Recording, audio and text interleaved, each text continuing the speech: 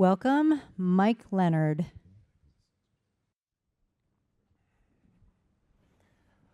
Well, good morning, everyone. My name is Mike Leonard. I'm the Chief Innovation Officer here at Ingredion. And I know I'm a relatively new face to some members of this audience, so I'd like to take a moment just to introduce myself and my background. I've spent my whole career in the food industry, about 22 years now. I'm trained as a chemist and a materials scientist. That plays into a lot of the texture themes that we'll talk about today. But I've spent my career mostly in larger B2B and CPG companies like IFF, DuPont, PepsiCo, and Kraft Heinz, before spending around 5 years in the food technology startup world. I was able to lead a company called Motif FoodWorks in Boston, where I served as the CEO for 4 years, and then served as CEO of Myco Technology in Denver, Colorado, focused on fermentation technology for alternative proteins. I've been at Ingredion for just about a year and a half now, and it's my privilege to be able to introduce you to our innovation agenda, building on a lot of the themes that you've heard earlier today. So let's get right to it. So the first thing I'd like to help you understand is that we've made some choices over the past year with respect to our innovation portfolio. And today we're driving a very focused and targeted agenda that's focused on delivering growth in 3 key areas. The first is texture. We're going to talk about that a lot today. The second is around clean label and healthful solutions. And the third is around functional ingredients for sustainable packaging. So it's taken several months to consolidate our resourcing and agenda to those 3 topics that we're driving very aggressively right now. We're also making investments and establishing external partnerships to extend our capabilities in texture science, sugar reduction, and protein technology, which I think we all understand represent significantly growing consumer benefit areas for our world and for our business in particular. And all of this is based on now over a century's and counting worth of data, a proprietary data, which is the foundation of our new AI-assisted predictive formulation capabilities that we're building to co-create more effectively and efficiently with customers. Now, you've heard some examples of that already today. We'll go into a little more detail now. But this is really a foundational capability that without enough data and the right kind of data that links chemistry, structure, and consumer liking, AI doesn't have much of a role to play. So thankfully, we have a lot of those data, which allows us to very effectively use AI as a development tool. Let me tell you about our team. Our global R&D team comprises over 500 associates in 30 Idea Lab locations around the world. And we deliver $300 million in annual new product sales. Now, to continue fueling that growth, we're investing 3% of our texture and healthful solutions sales in R&D to expand and protect our portfolio of over 1,000 ingredient solutions. And you heard Mike talk a lot about solutions this morning. Innovation is a key component to this. Now, we're focusing our investments on strengthening our most differentiated capabilities in texture science, product development, and food design. Think about customer-driven formulation expertise, which is enabled now with new AI tools, and molecular discovery, which includes plant science and biotransformation. So some of you may remember during Texture Day last November, we talked a lot about plant science and the role that our plant science program plays in developing new ingredients with new functionality and also improving operational efficiency. And all of this is underpinned by our world-class capabilities in process innovation, scientific and regulatory affairs, IP management, and open innovation, which continue to provide a strong foundation for technology development and growth. So coming from the startup ecosystem, having this sort of historical data at our fingertips combined with world-class organization and the types of capabilities that we're investing in here is really a rare combination. And we believe it's going to provide us with a competitive edge as we look to continue innovating in multiple categories. So let's talk about our innovation process. How do we come up with new ideas? How do we bring new ideas to market? So the process starts with understanding the unmet needs of our consumers and our customers and their consumers to identify the most critical challenges to address and where innovation can be most impactful. So the most underrated question in business is defining what problem are we trying to solve. That's where our insights come into play, and it's the initial part of our process. So we can then translate those needs into technical specifications and ingredient performance targets, which we deliver through our differentiated capabilities, including the foundational understanding we have on texture science and emerging capabilities in biotransformation, data science, and AI. And now's where our customers come in. So with this deep understanding, we're able to co-create very effectively with our customers at our 30 global Idea Labs locations to co-create and scale up new solutions that deliver new benefits and consumer experiences in a margin-accretive way. And we're doing this even faster than we have before because of our new capabilities in predictive formulation. And we do this repeatedly to drive commercial growth and ongoing investment in new technology. So the faster we can go through all these stages, and with higher probability of success, the more success we're going to have in the marketplace, the more success our customers are going to have, the stickier innovation is going to be for them, and the more benefits we can deliver. So we're positioned to innovate and win across the 5 major food trends that Jim discussed earlier with scalable, on-trend ingredient solutions. We're addressing the growing demand for clean label options through functional and native clean label starches and multifunctional flours. We're helping to manage volatility and supply chain risks through egg and cocoa replacement solutions. We're capturing significant growth opportunities across sugar reduction via our stevia and allulose businesses and through our protein fortification portfolio, which unlocks new benefits for plant protein enhanced beverages and nutritional bars. And our soluble probiotic fibers and resistant starches provide clinically demonstrated metabolic and digestive health benefits, and we're continuing to explore new investments in this space. Now, we've said before that eating is simple, but food is complicated. And we talk about this idea of texture science and understanding structure. Well, to design great products, we need to understand the entire continuum of the eating experience. And it starts on the left-hand side of this chart with taste and texture. So what do you experience as a consumer when you take that first bite of a product? That sets the stage for a lot of things that come next in terms of your decision whether or not you like that product and whether you want to come back for more. So there's the first bite. Then there's the complicated physics of chewing and moving that food around in your mouth and mixing with saliva that come into play. We call this oral processing, AKA chewing. But it's pretty complicated physics, and we can measure it.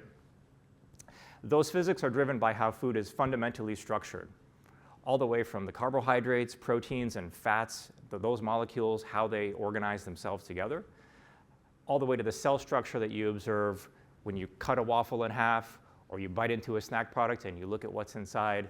That structure is directly related to the chemistry and the molecular structure of the components. Okay, so this is a hierarchy of structures, a hierarchy of physics that we can understand because of our deep knowledge of texture and chemistry. So understanding that continuum of the eating experience requires critical knowledge about how food is structured, the physics of how it's consumed, and how all of this drives consumer preferences. And we're investing in cutting-edge imaging and mechanical testing techniques to visualize and quantify that structure. It's one thing to look at pretty pictures and to sort of guess and check to see if you can design good products, but if you can quantify that structural information related to chemistry that you can manipulate, related to new characteristics and properties that we can create with ingredients, and then relate that to what people like and come back for repeat purchase, then you've got a winning equation. So we're establishing new capabilities and open innovation partnerships to understand how that structure impacts the eating experience and consumer preference. We're not trying to do this all by ourselves. Innovation's a team sport. We've got critical capabilities internally that we're investing in, but we're also very mindful of where we need to partner and extend those capabilities with academic partners and other innovation partners around the world. And this is a particularly hot area for innovation right now. So I'd like to bring this to life with you, or to life for you, with an example of how we're relating fundamental food structure to sensory performance in a high-protein snack formulation. So product structure and morphology drives the eating experience. And we've talked about Ingredion having tools to measure and optimize that performance. So for applications like high-protein snacks, balancing nutrition and texture is a significant challenge. So if anyone here is a high-protein snack consumer, you know that there's always a trade-off between getting the nutrition you want versus the eating experience that you might want in a perfect world. But if the texture is not amazing, people aren't going to come back for seconds, right? So how do you balance those things? Well, it turns out that different formulations, different levels of protein versus carbohydrate, result in different structures and consumer experiences. So the picture that we're showing in the center of this slide is actually tomography analysis. So think about X-rays being used to look at the internal structure of food. We can also do this as the food is deformed and moved around. I'll show you an example of that in a second. But being able to look inside a food structure at the fundamental way that these cells are organized really helps us understand how our ingredients impact that structure. We can tie that all the way back to chemistry and ingredient design. So the picture on the left is just a pea protein puff. The picture on the right is a pea and rice protein puff. You can see qualitatively there are differences in the cell structure. The wall thicknesses are different, and the chemistry that goes into that structure is different. And we can use this imagery to understand differences in sensory and to relate it to what consumers experience. So the pea protein product is significantly more crispy, airy, and less hard than pea and rice protein. So our sensory data tells us that. We can relate it right back to structure, and then we can go back to the lab and optimize the formulation to try to tune the formulation to a point where the target texture is reached. So we can use this technology to help us not just understand what consumers experience today, but to help inform future ingredient design. So I want to show you some examples of what this looks like and how we actually test the product. So you can see the puff on the left-hand side. That's what the product looks like when you take it out of the bag and just about to put it into your mouth. What you're seeing on the right is a computed tomography video, which we'll show in a second, of the internal cell structure of that puff. Okay, so these are X-rays looking inside the product, and we can see how that product breaks down under compression. So this simulates first bite. It's actually really important to know how food is broken down. It's just as important as knowing how to build food up in a formulation, because this has everything to do with setting your initial impression of texture and liking. Okay, so doing those kind of experiments over and over again with different formulations gives us a lot of insight into food structure and eventually food design.